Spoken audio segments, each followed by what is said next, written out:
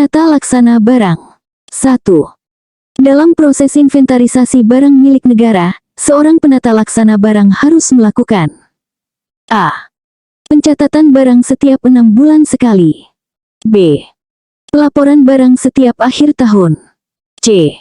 Penilaian barang secara berkala. D. Pengodaian barang sesuai standar. E. Penghapusan barang yang rusak. Jawaban yang tepat dari soal ini adalah D. Pembahasan dari pertanyaan di atas yaitu, bahwa penata laksana barang bertanggung jawab untuk melakukan pengodaian barang sesuai standar yang berlaku dalam proses inventarisasi. Hal ini penting untuk memudahkan identifikasi dan pelacakan barang milik negara. Kita masuk soal berikutnya. 2. Metode penilaian persediaan yang paling tepat digunakan untuk barang yang cepat usang adalah A. FIFO atau First In First Out. B.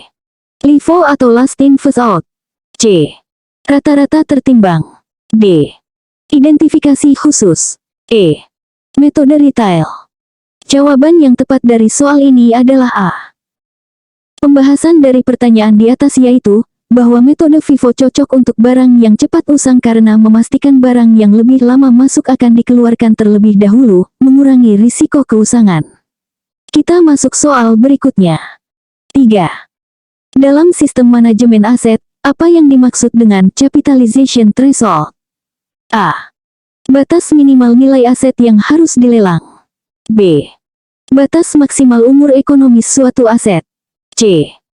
Batas minimal nilai aset yang harus dicatat sebagai aset tetap. D. Batas minimal nilai penyusutan aset per tahun. E.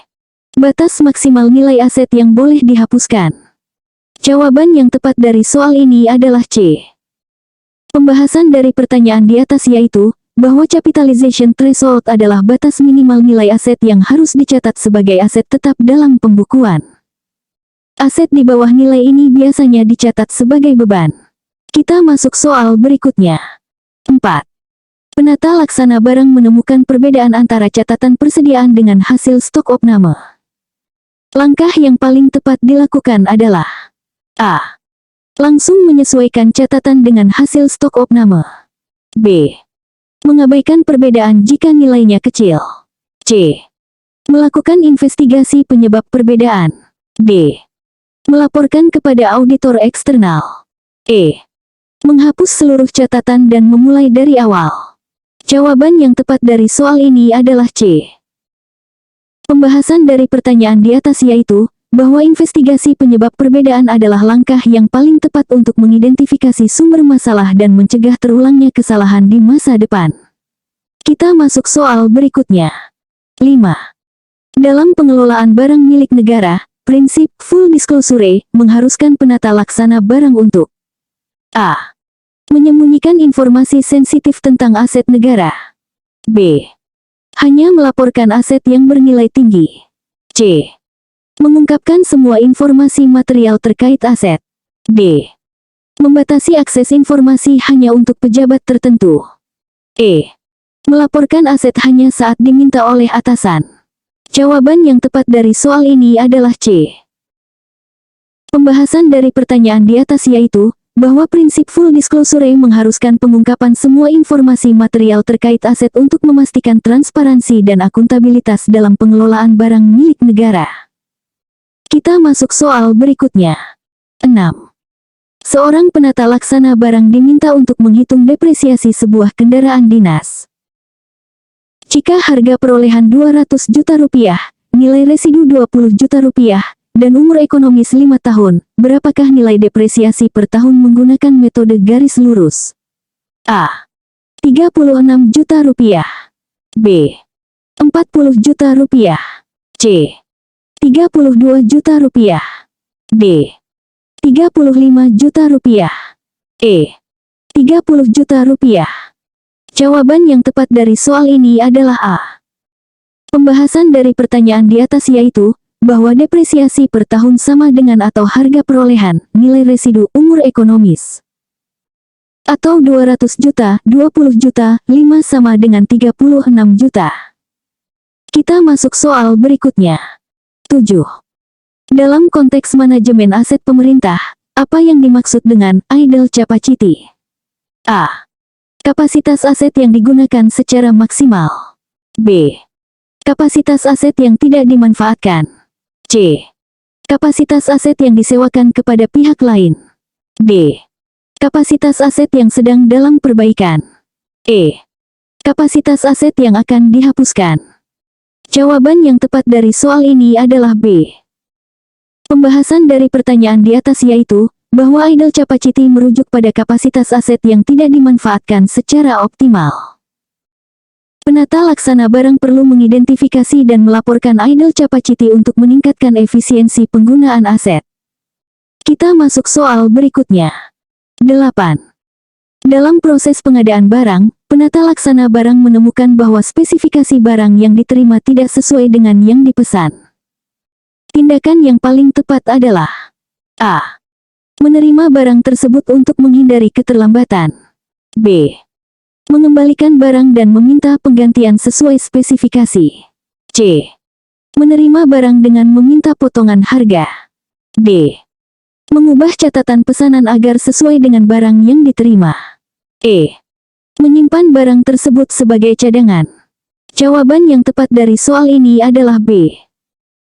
Pembahasan dari pertanyaan di atas yaitu, bahwa mengembalikan barang dan meminta penggantian sesuai spesifikasi adalah tindakan yang paling tepat untuk memastikan kesesuaian dengan pesanan dan menjaga integritas proses pengadaan. Kita masuk soal berikutnya. 9. Dalam pengelolaan aset tetap, apa yang dimaksud dengan impairment? A. Peningkatan nilai aset akibat perbaikan. B. Penurunan nilai aset di bawah nilai tercatatnya. C. Penghapusan aset dari pembukuan. D. Perubahan metode penyusutan aset. E. Perpanjangan umur ekonomis aset. Jawaban yang tepat dari soal ini adalah B. Pembahasan dari pertanyaan di atas yaitu, bahwa impairment adalah penurunan nilai aset di bawah nilai tercatatnya yang bersifat permanen. Penata laksana barang perlu memahami konsep ini untuk melakukan penilaian aset yang akurat. Kita masuk soal berikutnya. 10. Dalam konteks pengelolaan barang milik negara, apa yang dimaksud dengan optimalisasi aset? A. Menjual semua aset yang tidak digunakan. B. Meningkatkan nilai buku aset dalam laporan keuangan. C. Memaksimalkan penggunaan dan manfaat ekonomi dari aset. D. Mengurangi jumlah aset untuk efisiensi anggaran. E. Mengalihkan kepemilikan aset ke pihak swasta. Jawaban yang tepat dari soal ini adalah C. Pembahasan dari pertanyaan di atas yaitu, bahwa optimalisasi aset adalah upaya untuk memaksimalkan penggunaan dan manfaat ekonomi dari aset yang dimiliki, termasuk meningkatkan efisiensi dan efektivitas penggunaannya. Kita masuk soal berikutnya. 11. Seorang penata laksana barang harus melakukan rekonsiliasi data aset. Apa tujuan utama dari proses ini? A. Menambah nilai aset dalam laporan keuangan. B. Memastikan keakuratan dan konsistensi data aset. C. Mengurangi beban kerja bagian akuntansi. D. Mempercepat proses penghapusan aset. E. Meningkatkan nilai jual aset. Jawaban yang tepat dari soal ini adalah B. Pembahasan dari pertanyaan di atas yaitu, bahwa tujuan utama rekonsiliasi data aset adalah memastikan keakuratan dan konsistensi data aset antara catatan fisik, catatan akuntansi, dan kondisi sebenarnya di lapangan. Kita masuk soal berikutnya. 12. Dalam manajemen risiko terkait pengelolaan aset, apa yang dimaksud dengan risk appetite? A. Jumlah risiko yang harus dihindari. B. Tingkat risiko yang bersedia diterima dalam mencapai tujuan. C. Metode untuk menghilangkan semua risiko. D. Jumlah asuransi yang harus dibeli untuk aset. E. Persentase aset yang boleh rusak per tahun. Jawaban yang tepat dari soal ini adalah B. Pembahasan dari pertanyaan di atas yaitu, bahwa risk appetite adalah tingkat risiko yang bersedia diterima oleh organisasi dalam upaya mencapai tujuannya. Penata laksana barang perlu memahami konsep ini dalam pengelolaan aset untuk mengambil keputusan yang seimbang antara risiko dan manfaat. Kita masuk soal berikutnya. 13. Dalam konteks pemeliharaan aset, apa perbedaan utama antara pemeliharaan preventif dan pemeliharaan korektif? A. Pemeliharaan preventif lebih mahal, korektif lebih murah. B. Preventif dilakukan setelah kerusakan, korektif sebelum kerusakan. C. Preventif dilakukan rutin, korektif saat terjadi kerusakan. D. Preventif untuk aset bergerak, korektif untuk aset tidak bergerak. E. Preventif oleh pihak internal, korektif oleh pihak eksternal. Jawaban yang tepat dari soal ini adalah C. Pembahasan dari pertanyaan di atas yaitu, bahwa pemeliharaan preventif dilakukan secara rutin untuk mencegah kerusakan, sedangkan pemeliharaan korektif dilakukan saat terjadi kerusakan. Penata laksana barang perlu memahami perbedaan ini untuk mengoptimalkan strategi pemeliharaan aset. Kita masuk soal berikutnya. 14.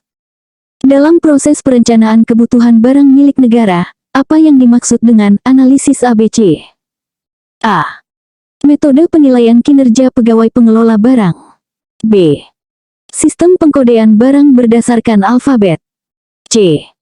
Teknik pengelompokan barang berdasarkan nilai dan frekuensi penggunaan. D. Prosedur audit barang milik negara. E. Metode penyusutan aset tetap. Jawaban yang tepat dari soal ini adalah C. Pembahasan dari pertanyaan di atas yaitu, bahwa analisis ABC adalah teknik pengelompokan barang berdasarkan nilai dan frekuensi penggunaannya. Metode ini membantu penata laksana barang dalam menentukan prioritas pengelolaan dan pengawasan terhadap barang milik negara. Kita masuk soal berikutnya. 15. Seorang penata laksana barang menemukan aset yang sudah tidak digunakan dan tidak memiliki nilai ekonomis. Langkah yang paling tepat adalah A. Menyimpan aset tersebut di gudang tanpa tindakan lebih lanjut. B. Melelang aset tersebut tanpa persetujuan. C. Mengusulkan penghapusan aset melalui prosedur yang berlaku. D. Memberikan aset tersebut kepada pegawai yang membutuhkan. E. Mencatat aset tersebut sebagai aset produktif. Jawaban yang tepat dari soal ini adalah C. Pembahasan dari pertanyaan di atas yaitu, bahwa mengusulkan penghapusan aset melalui prosedur yang berlaku adalah langkah yang paling tepat untuk mengelola aset yang sudah tidak memiliki nilai ekonomis. Hal ini sesuai dengan prinsip efisiensi dan akuntabilitas dalam pengelolaan barang milik negara.